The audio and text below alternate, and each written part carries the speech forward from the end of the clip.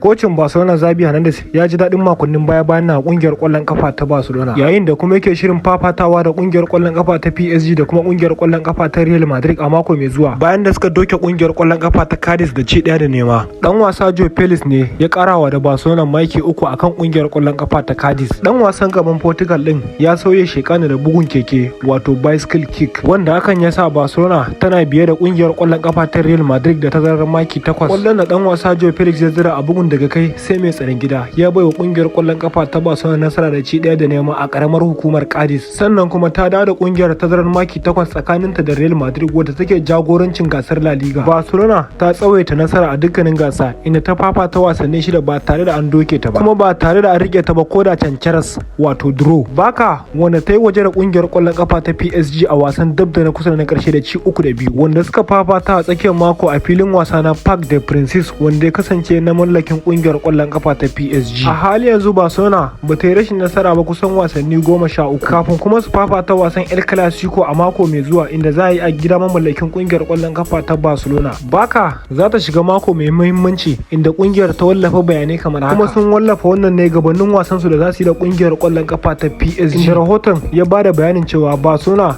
mun san cewa za mu sha wahala, sun samu ci gaba sosai. Kungiyar ta buga wasa mai kyau ta fuskar muhimmanci da kwarewa. Muna so mu ci gaba da matsalan ba kan Real Madrid. Mutanen da ba su taka leda ba sun kasance a matsayi mai girma. A hali yanzu akwai muhimmin abubuwa guda 3 kamar yadda suka shaida wa manema labarai. Idan akwai kyakkyawan dangantaka da 'yan wasan kwallon kafa, na yi imani da dangi cewa muna cikin rukuni. Na san cewa za mu ci gaba da ci gaba. Ina tsammanin mun inganta a matakin rukuni, kuma a hali yanzu muna ƙara lafiya sosai. Ya kasance muna da mafi kyawun buri, ya kasance kuma ba mu yi rashin nasara ba har na tsawon watanni 3. Ina ganin a halin yanzu kungiyar tana da kyau sosai, kuma a halin yanzu muna cikin wani yanayi mai kyau, kuma dole ne mu yi amfani da shi. Yanzu kungiyar mu ta kasance mafi kyau kuma mafi ban sha'awa, kuma muna yanayi da ya dace don yin gasa. Kuma a halin yanzu muna da gagarumin yaƙi a ranar Talata, sannan kuma za mu gwabza a wasan El Clasico. Muna son yin wani babban abu da kuma tsananin cewa abubuwa suna da rikitarwa. A halin yanzu da kungiyar ƙwallon kafa ta Barcelona za ta karbi bakoncin kungiyar ƙwallon kafa ta PSG da ci 3 da 2 a karawar da suka yi na farko, kuma a halin yanzu za ta sa ido a wasan kusa da na karshe a gasar cin kofin zakar nahiyar Turai.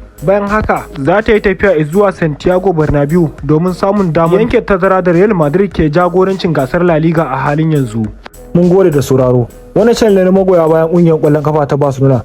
Domin kasancewa ɗaya daga cikin mu shine ka danna liking, ka danna subscribing, kana ka danna alamar ƙararrawa. Domin hakan ne kawai zai baka damar kasancewa ɗaya daga cikin mu. Da zarar mun daura sabon bidiyo akan kungiyar ƙwallon kafa ta Barcelona za a sanar da kai.